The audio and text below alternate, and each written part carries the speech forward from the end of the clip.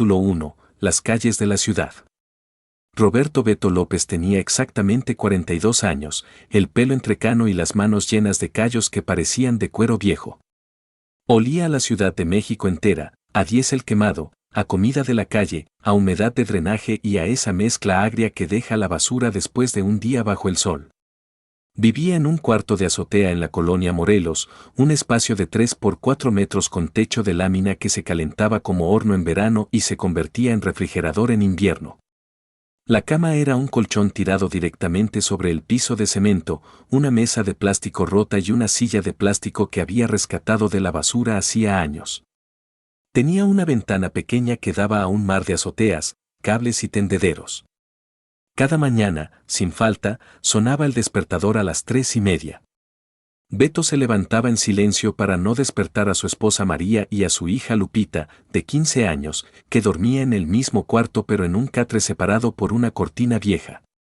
Se lavaba la cara con agua fría de un cubo, se ponía la misma chamarra verde militar que usaba desde hacía 6 años, unos jeans rotos en las rodillas y botas de trabajo con suela gastada. Bajaba las escaleras de metal oxidado cargando su carrito de madera reforzada con llantas de bicicleta. 2 costales grandes de yute colgaban de los lados. Su ruta empezaba en la colonia Roma. Ahí los edificios eran altos, las aceras anchas y la basura, generosa. Los ricos tiraban de todo, botellas de whisky medio llenas, latas de cerveza importada, cajas de pizza con solo una rebanada comida, ropa que todavía tenía la etiqueta del precio, zapatos apenas usados, revistas de moda que nadie leía más de una vez. Beto se paraba rápido con la vista entrenada, cartón aquí, plástico allá, aluminio en el costal pequeño, vidrio con cuidado porque se rompía fácil y cortaba. Sabía los precios de memoria. Cada kilo de cartón valía 3,50 pesos, el plástico PET 4 pesos, el aluminio hasta 12 si estaba limpio. Un buen día podía juntar 300 o 400 pesos. Un mal día, apenas 150. Caminaba despacio, empujando el carrito que rechinaba en cada bache. Saludaba a los vigilantes de noche que ya lo conocían. Buenos días, don Beto. ¿Cómo amaneció? Jalando, compadre. Como siempre. A veces encontraba cosas curiosas, un libro de cocina, un juguete roto que podía arreglar para Lupita, un teléfono viejo que todavía servía si le cambiaba la batería. Pero la mayoría eran desechos que otros ya no querían. Beto no juzgaba. Para él, la basura no era sucia, era oportunidad. Era el pan de cada día, la colegiatura de Lupita, el gas para la estufa y las medicinas para la artritis de María. Por las noches, después de entregar la carga en el centro de acopio de la Merced, regresaba cansado, con la espalda adolorida y las manos negras. Se sentaba bajo la luz amarilla de un foco pelón que colgaba del techo con un cable torcido. Contaba las monedas una por una sobre la mesa de plástico, 10, 20, 50, las separaba en montoncitos. Luego las metía en una lata de café vacía que guardaba debajo de la cama. Ahí estaba su banco. Soñaba en voz baja mientras contaba. Algún día Lupita va a estudiar en la universidad. No va a tener que cargar costales como su papá. Va a ser doctora o maestra, algo grande. María lo veía desde la cortina y sonreía con tristeza. Sabía que Beto cargaba más que basura, cargaba años de esfuerzo, de deudas pequeñas, de sueños que parecían imposibles en una ciudad que trituraba a los pobres. Una madrugada de septiembre, el cielo se abrió en una tormenta fuerte. La lluvia caía como si el cielo se estuviera vaciando. Beto seguía trabajando porque la basura no esperaba. Las calles se convirtieron en ríos cafés. Empujaba el carrito con dificultad, esquivando charcos que le llegaban a los tobillos. En una esquina de la avenida Álvaro Obregón, entre varias bolsas negras reventadas, vio una caja de cartón mojada que parecía más pesada de lo normal. La abrió con curiosidad. Dentro, protegido por una bolsa de plástico, había un teléfono celular viejo, de esos con pantalla grande y botones físicos, y un sobre amarillo cerrado con cinta adhesiva. Beto miró a los lados. Nadie. La lluvia seguía cayendo con fuerza. Guardó el teléfono y el sobre dentro de su chamarra, contra el pecho, para que no se mojaran más. no los abrió ahí. Siguió su ruta bajo el agua, con el carrito más pesado y el corazón latiéndole extraño. Algo le decía que esa caja no era basura cualquiera. Cuando llegó a su cuarto de azotea, ya casi amanecía. María y Lupita todavía dormían. Beto se quitó la ropa mojada, se secó con una toalla vieja y se sentó en la silla. Sacó el teléfono y el sobre. El celular estaba apagado, con la pantalla rayada pero intacta. El sobre tenía escrito a mano: documentos importantes, no tirar. Lo abrió con cuidado.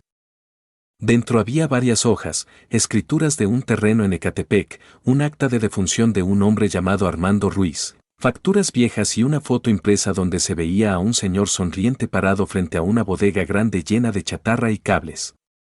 Beto no entendía mucho de letras, pero reconoció que eran papeles oficiales con sellos y firmas. Se quedó mirando la foto un buen rato. ¿Quién eras tú, compadre?, murmuró. Guardó todo debajo del colchón, se acostó un rato y cerró los ojos. La lluvia seguía cayendo sobre la lámina del techo. Por primera vez en muchos años, Beto López no pensó en los kilos de cartón ni en los precios del aluminio. Pensó que tal vez, solo tal vez, la ciudad le estaba devolviendo algo que había perdido hacía mucho tiempo. Capítulo 2. El secreto de la caja. Esa misma noche, después de la tormenta que había empapado toda la Ciudad de México, Beto López no logró conciliar el sueño. El cuarto de azotea se sentía más pequeño que nunca. La lluvia seguía golpeando la lámina del techo con un ritmo insistente, como si la ciudad misma estuviera susurrando secretos. María dormía profundamente detrás de la cortina raída, agotada de tanto lavar ropa ajena para complementar lo poco que él traía. Lupita, su hija de 15 años, respiraba suave en su catre, soñando probablemente con la escuela y con no tener que ayudar en las tareas de la casa tan temprano. Beto estaba sentado en la única silla de plástico, con la luz amarillenta del foco pelón colgando del cable torcido. Sacó de debajo del colchón húmedo el sobre amarillo y el teléfono celular viejo. Sus manos, todavía negras de la jornada, temblaban ligeramente mientras abría el sobre por segunda vez. Las hojas estaban arrugadas en las orillas por la lluvia, pero los sellos oficiales se veían claros. Primero leyó, o más bien reconoció, la escritura de propiedad, un terreno de aproximadamente 800 metros cuadrados en Ecatepec de Morelos, cerca de la autopista México-Pachuca. Estaba a nombre de Armando Ruiz López, fallecido según el acta de defunción adjunta, ocurrida en un accidente vial en 2011. No aparecían herederos directos en los documentos. Había también facturas viejas de luz y agua de la bodega que estaba en ese terreno, recibos de impuestos pendientes y una carta manuscrita medio borrada que decía algo sobre mi último deseo y no dejen que se pierda. Dentro del sobre también venía una fotografía impresa en papel normal, un hombre de unos 50 años, con bigote grueso y sonrisa confiada, parado frente a una bodega grande de bloc y lámina. Detrás de él se veían montañas de chatarra, cables de cobre enrollados, fierro viejo apilado, motores de autos desarmados, plásticos y lo que parecía equipo electrónico abandonado. Beto no sabía leer fluidamente. Apenas había terminado la primaria. Pero entendía lo suficiente para saber que esos papeles eran importantes. El corazón le latía fuerte. ¿Quién fuiste tú, Armando? ¿Por qué tiraste esto a la basura?, murmuró mirando la foto. Guardó todo de nuevo y se acostó, pero el sueño no llegó hasta casi el amanecer. Al día siguiente hizo su ruta habitual por la Roma y la Condesa, empujando el carrito que rechinaba bajo el peso del cartón mojado y las botellas PET. Sin embargo, su mente no estaba en los kilos ni en los precios. Pensaba en el terreno, en la bodega, en la posibilidad de que algo cambiara por fin. Al mediodía, en vez de ir directo al centro de acopio en la Merced, se desvió hacia el mercado.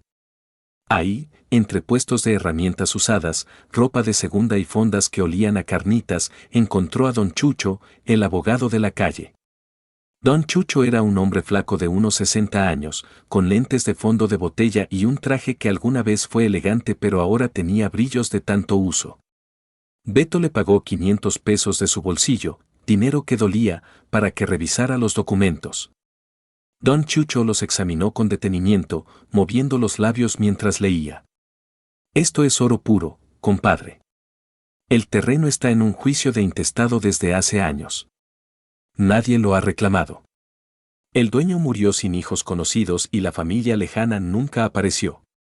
Si presentas una demanda de usucapión o simplemente reclamas por abandono, tienes altas probabilidades de ganarlo. La bodega está llena de material reciclable que vale una fortuna. Beto sintió un nudo en la garganta. ¿Cuánto me va a costar? Para empezar, 5,000 pesos adelantados por los trámites iniciales. Si ganas, me das el 10% de lo que saques del terreno. Ese lote, aunque esté lleno de basura, vale fácil entre 500,000 y 1,000,000 de pesos por la ubicación. 5,000 pesos. Para Beto eso era una eternidad de madrugadas, de costales cargados, de comida sin carne. Significaba pedir prestado, apretarse el cinturón y arriesgar todo lo que tenía. Pero algo dentro de él, ese mismo fuego que lo hacía salir a las 3:30 de la mañana sin importar el frío o la lluvia, le gritó que no podía dejar pasar esta oportunidad. Voy a hacerlo, dijo con voz firme. Vendió su viejo carrito de madera a un vecino por 800 pesos. Pidió 2,000 a su compadre Chuy, el de los elotes, y otros 2,200 a una tía que vendía tamales en la esquina. Reunió exactamente los 5,000. Don Chucho lo conectó con un abogado joven, el licenciado Ramírez, que tenía una oficina pequeña cerca del Zócalo. Ramírez cobró otros 3,000 pesos por iniciar el expediente. Beto se endeudó hasta el cuello, pero puso su huella digital en todos los papeles. Los siguientes 3 meses fueron agotadores. De día recolectaba basura como siempre. De noche corría a las oficinas públicas, esperaba horas en salas llenas de gente con problemas similares, llevaba documentos, pagaba copias y sellos. María lo regañaba casi todas las noches. «Estás loco, Beto. ¿Y si perdemos todo? ¿Cómo vamos a pagar la renta y la comida de Lupita?» Él respondía con terquedad. «Es nuestra chance, vieja. La ciudad me ha dado pura miseria toda la vida. Ahora me está devolviendo algo. No la voy a soltar». Lupita, en cambio, lo apoyaba. Por las noches le ayudaba a practicar la lectura, señalando las palabras difíciles en los papeles del juzgado. «Papá, aquí dice, propiedad, aquí, Ecatepec». Finalmente, un frío día de diciembre, después de varias audiencias, peritajes y comparecencias, el juez dictó sentencia. El terreno pasaba a nombre de Roberto López por abandono prolongado y buena fe en la reclamación. Beto salió del juzgado con las nuevas escrituras en una carpeta, las manos sudando y las piernas temblando de emoción. Corrió directamente al terreno en Ecatepec. Tomó 2 camiones y caminó el último tramo. Cuando llegó, el corazón casi se le sale del pecho. La bodega era grande, más de lo que imaginaba en la foto. El techo tenía agujeros, las paredes estaban sucias, pero adentro había una verdadera mina, montañas de cable de cobre, fierro en pilas, tubos de acero, motores viejos, plásticos de todo tipo y hasta algunos aparatos electrónicos que parecían intactos. Beto se paró en la entrada, respirando el olor a óxido y polvo. Tocó una bobina de cable con la mano callosa.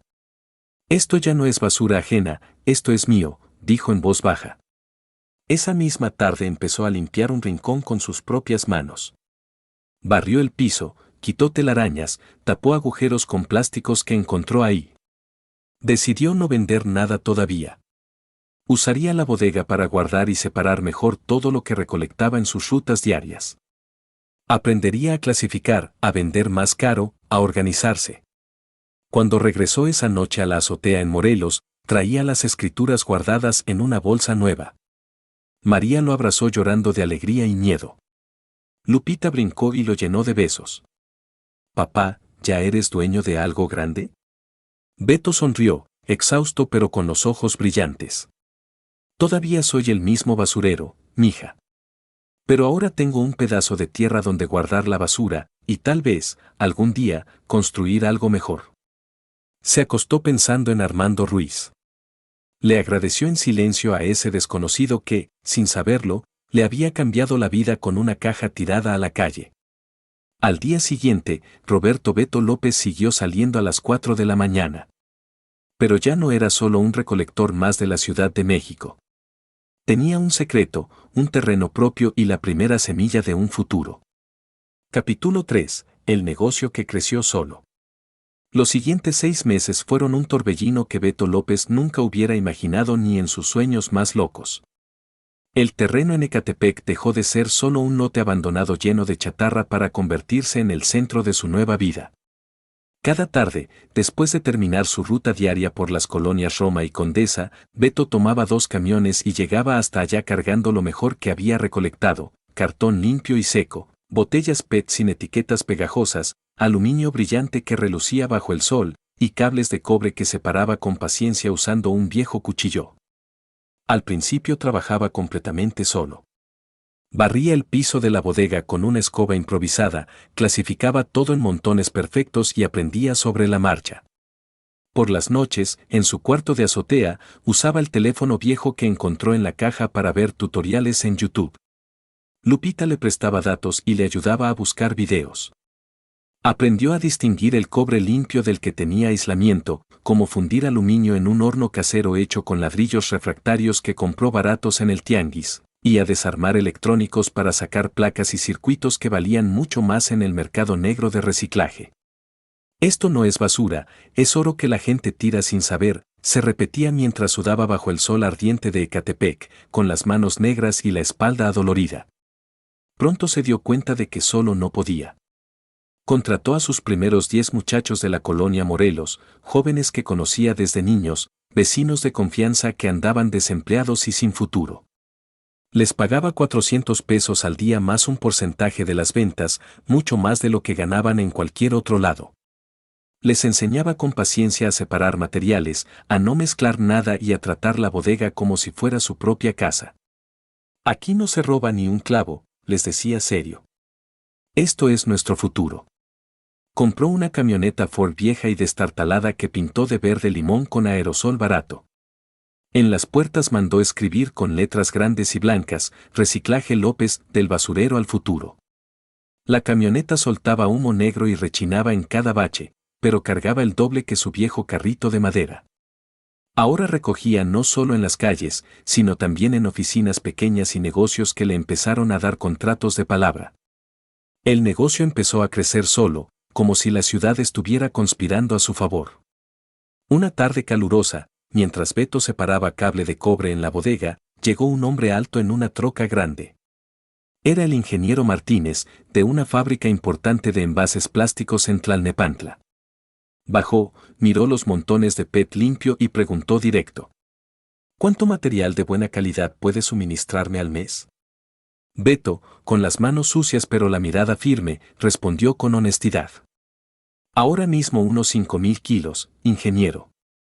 Pero si me da oportunidad y me adelanta algo, en 3 meses puedo llegar fácil a 20,000. El ingeniero lo observó unos segundos, sonrió y aceptó. Firmaron un contrato simple sobre el cofre de la camioneta. Beto puso una X grande porque todavía le costaba trabajo escribir su nombre completo. El adelanto fue de 80,000 pesos en efectivo, contados uno por uno sobre una mesa improvisada. Esa noche Beto no contó monedas bajo el foco pelón. Contó billetes de a 500 y de a 200 sobre la mesa de plástico rota. María lloró abrazándolo. Lupita saltó de alegría y le dijo: papá, ya no eres el que recoge basura, eres el rey del reciclaje. Con ese dinero Beto actuó con inteligencia. Pagó todas las deudas de los trámites del terreno. Compró balanzas digitales nuevas, guantes resistentes, máscaras contra el polvo y un horno más grande para fundir aluminio. Contrató más gente, ahora eran 35 empleados entre recolectores y trabajadores de la bodega. Abrió su primera cuenta bancaria. El gerente lo miró extrañado cuando entró con botas sucias y chamarra vieja, pero el saldo empezó a subir rápido.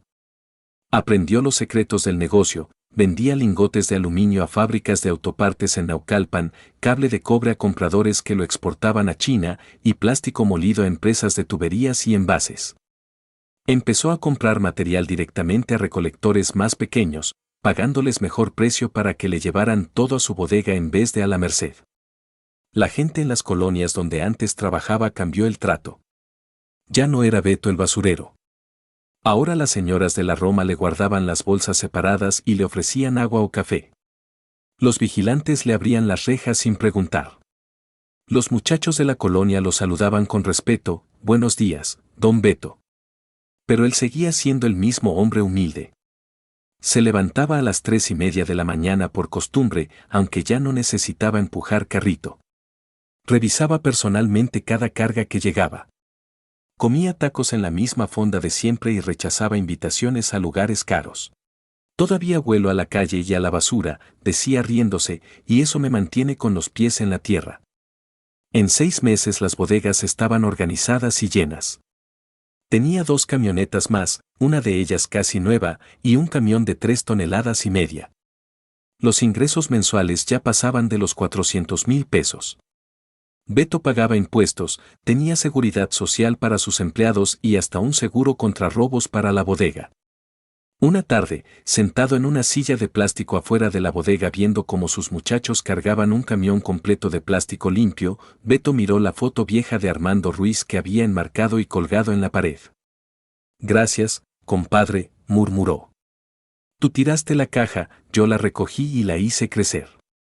El negocio crecía solo porque Beto trabajaba como si todavía tuviera que sacar adelante a su familia con 300 pesos al día. La honestidad, el esfuerzo diario y esa terquedad de quien ha cargado costales toda la vida estaban dando sus frutos. María ya no lavaba ropa ajena, había abierto un pequeño salón de belleza en la planta baja. Lupita estudiaba en una mejor prepa y soñaba con la universidad. Beto seguía durmiendo en el cuarto de azotea, diciendo que era temporal. En el fondo, esa azotea le recordaba siempre de dónde venía.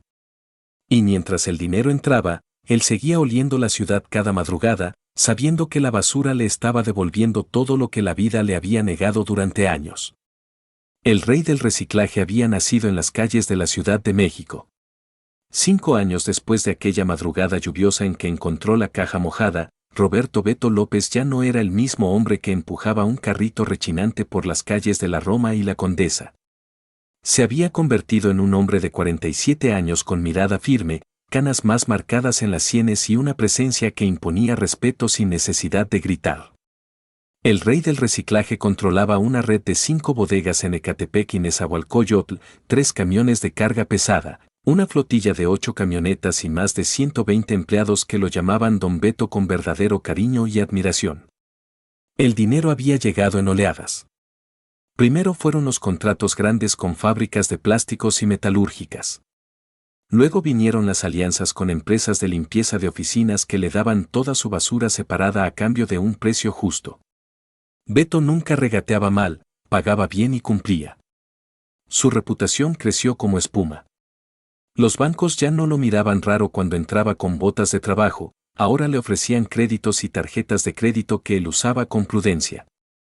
Con las ganancias limpias, Beto empezó a invertir en ladrillo, el sueño de todo mexicano que ha vivido en azotea. Su primera compra fue un departamento de 2 recámaras en la colonia Roma, exactamente en la misma calle donde antes recogía basura a las 4 de la mañana. Pagó en efectivo, con billetes contados sobre el escritorio del notario. Cuando firmó las escrituras, las manos le temblaron ligeramente. Recordó las noches contando monedas de a peso bajo el foco pelón y sintió un nudo en la garganta. «Este departamento es para mi familia», dijo en voz baja al notario. «Aquí ya no va a haber azoteas frías». Pero no se detuvo ahí. Meses después compró todo el edificio de 4 pisos. Lo remodeló con buen gusto pero sin lujos exagerados, pisos de cerámica resistente, baños funcionales, pintura fresca y seguridad básica. No cobraba rentas de lujo. Les cobraba lo justo a familias trabajadoras como la que él había sido. Para que nadie tenga que dormir con la lluvia golpeando la lámina, repetía cada vez que firmaba un nuevo contrato de arrendamiento. La siguiente compra fue un edificio más grande en la colonia Juárez, cerca del Paseo de la Reforma. Luego vinieron 2 propiedades en Polanco, un edificio pequeño de oficinas y un terreno que convirtió en estacionamiento vigilado para empleados de empresas cercanas. En total, A los 5 años ya poseía 8 propiedades en la Ciudad de México, departamentos, edificios completos y locales comerciales. El flujo de renta mensual era estable y generoso. Beto revisaba personalmente las cuentas cada 15 días, sentado en su oficina improvisada dentro de la bodega principal, con una calculadora grande y una libreta donde anotaba todo con su letra torcida pero clara. No cambió su estilo de vida drásticamente. Seguía levantándose a las 3:30 de la mañana por pura costumbre. Se ponía jeans, botas y una chamarra sencilla. Visitaba las bodegas, revisaba las cargas, hablaba con los muchachos y resolvía problemas. Solo los viernes se permitía llegar un poco más tarde. Su esposa María tenía ahora un salón de belleza grande y bonito en la planta baja de uno de sus edificios en la Roma. Lupita, su hija, ya estudiaba administración en la Universidad Nacional Autónoma de México y vivía en uno de los departamentos que su padre le había dado, cerca de Ciudad Universitaria. Beto se compró un coche negro reluciente, un Toyota Camry último modelo, pero lo usaba poco. Prefería moverse en las camionetas de trabajo o en metro cuando iba al centro. Decía que el tráfico de la ciudad se sentía diferente cuando ya no tenías que empujar un carrito pesado. Todavía vuelo a la calle, le decía a María cuando ella le pedía que se comprara ropa más fina. Y eso me gusta. Me recuerda de dónde vengo. Un día, mientras caminaba por la avenida Álvaro Obregón, una señora elegante que salía de un restaurante lo reconoció. Era una de las que antes le guardaba las bolsas de basura separadas. Don Beto, ¿es usted? Qué gusto verlo tan bien. Ya me enteré de todo lo que ha logrado.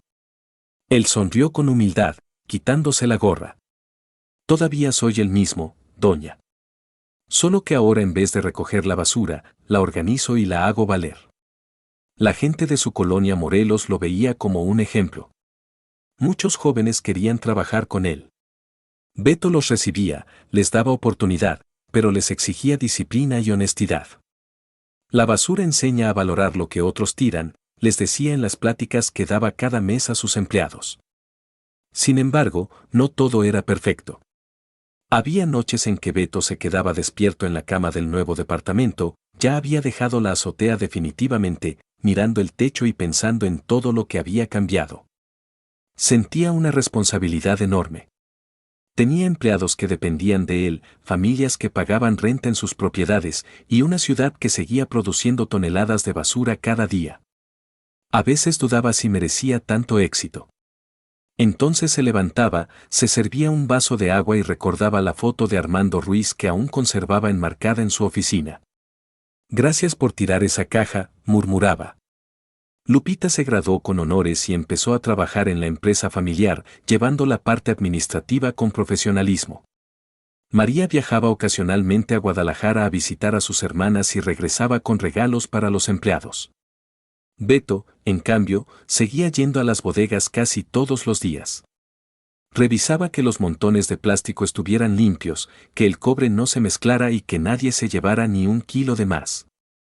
Un atardecer, parado en la azotea de uno de sus edificios en La Juárez, mirando la ciudad infinita de luces y edificios, Beto sintió una paz profunda. La Ciudad de México, que tanto le había quitado con su dureza, ahora le devolvía multiplicado. Tenía propiedades que generaban ingresos estables, una familia unida y un negocio que crecía sin parar. Pero en el fondo de su corazón todavía latía el recolector de basura. El hombre que conocía el valor exacto de un kilo de cartón mojado y que sabía que la verdadera riqueza no estaba en el dinero, sino en la dignidad de levantarse cada mañana a trabajar con las propias manos. Don Beto López era millonario, dueño de varias propiedades en una de las ciudades más grandes del mundo, pero seguía siendo el mismo hombre humilde que olía a la calle y a la oportunidad que otros tiran sin darse cuenta. Capítulo 5. La Casa del Silencio. Un viernes de diciembre, Beto manejó 2 horas rumbo al Estado de México. Llegó a Valle de Bravo y se detuvo frente a una casa de piedra y madera con vista al lago. La había comprado en secreto 3 meses antes. No tenía piscina de lujo ni yates. Tenía una terraza grande, un asador y un cuarto para sus nietos que todavía no nacían. Se sentó en una silla de madera con una cerveza fría. Desde ahí se veía el agua brillando bajo el sol de la tarde. Pensó en las calles de la Ciudad de México, en el olor a basura mojada, en las monedas contadas bajo el foco pelón. Sonrió. Aquí vengo a descansar, le dijo al lago. Pero la ciudad me sigue latiendo en el pecho. Y por primera vez en su vida, don Beto López sintió que ya no tenía que correr detrás de nada. La basura le había dado todo. Fin.